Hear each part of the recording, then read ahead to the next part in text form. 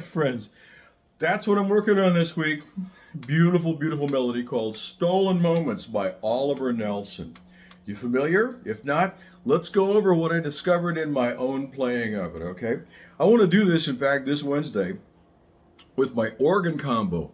We're all going to get together this Wednesday at the Space Bar in La Mesa. If you're in town, come on by. Let's check it out. I'll put the directions in the comments below. Anyway, this song has some challenges and it has some intervals and it takes us up into the stratosphere. And I'm going to just really kind of aim this at my alto sax buddies among you. We're in concert C minor. We start out on the first three notes. The first three notes set us into motion here. E, G, up to the B. Now, you know, in the beginning, I, along with many of you, were chewing on that B, trying to get it to sound real good. Nope, that's a no-no. No chewing on the mouthpiece. We support that with the air. Big bunch of air here, and you make that B move around with your air column. Watch. I'm doing that with air, not my mouth, because I don't want to go out of tune and sound, thin and nasally up there.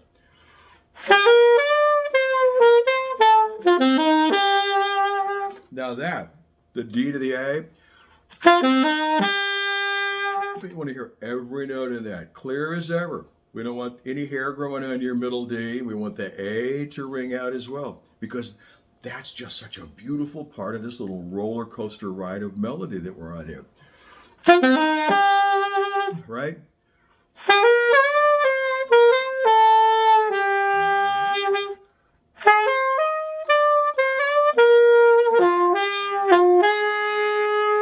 Get the notes right, Dave. We go to that top C. The tendency, once again, is to shout the top C. Hey, ladies and gentlemen, that C is loud all by itself, all right? It escapes the horn very freely, and we don't have to push. In fact, I sort of suck back a little bit.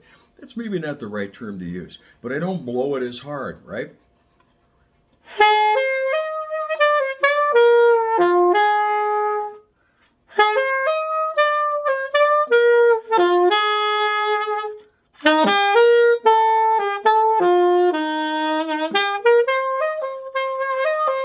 Same thing on that long refrain. We hit that C again 7 times, if you were counting.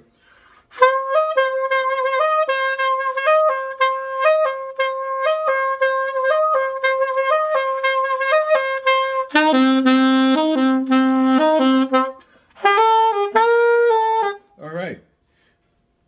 So I worked on that, and as I worked on it, I listened to a lot of different versions of the song. Phil Woods, the master alto, is the version that I ended up listening to most, all right?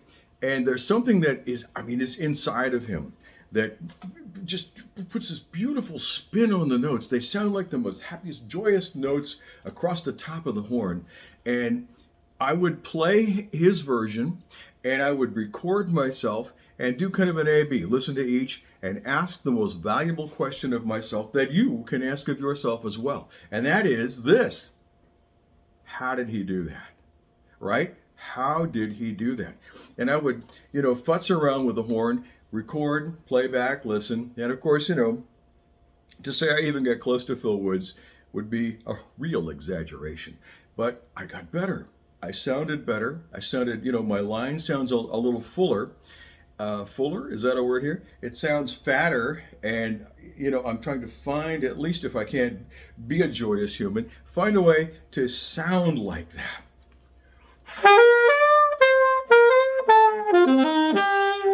And articulate the way that he articulated as well. He'd hit things, but not quite slap them with his tongue.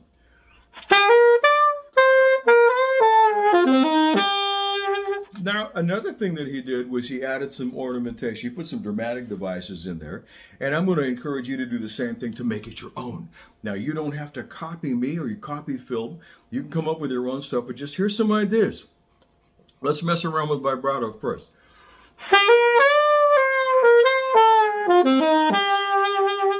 Right?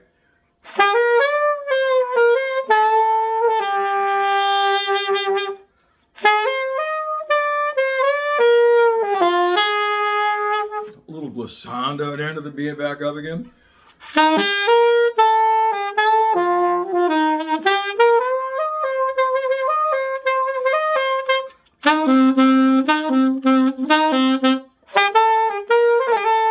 Right? So let's add some more of that, some turns on some of those notes, and they will, I think, help us to dress that melody up and make it a little jazzier, a little more personal. All right, one more time.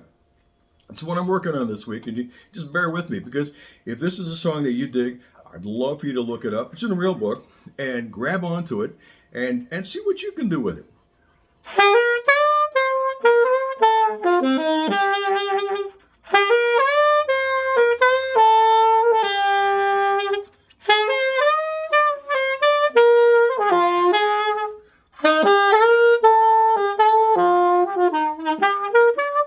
Wrong note. A lot of the time, I'll work with a tuner in the beginning, and I'll play it very, very slow, very straight, right? Until I can get off book with it. Now, I'm not reading the chart. I'm playing this from memory, all right? And that's where you want to be on this. The secondary part of this is the solos are in C minor blues, and again, concert C minor. And what I do in the beginning of that process is listen to the chords, learn the chords, not by playing scales, not by playing arpeggio, but by listening to them. How do they sound? How do they flow? How do they work together? Then what's the root movement? I'll work on the guide tones and that as well before I can say, I've really got this down. I want to get to the point of this eventually where I could teach this song to the bass player, to the drummer, to the organ player. They don't need that, of course, but I want to be that fluent with it. So that's what I'm working on this week. This will be a new feature here on this channel. Every week I'm going to share with you whatever it is I'm working on, and I hope that in my discovery process that this helps you and you learn some things as well. All right, I'd love to hear your comments, and I always try to respond to as many of them as I humanly can, so please, and if there's any subscribe action there or likes, thumbs up, hit that love button if this is anything that helps you and works for you, okay? Again, I'm going to try to do this every week. All right, so that's all I got today. Thank you so much for being here. Play some music, be good to each other, be good to yourselves, and I'll catch you again here next time.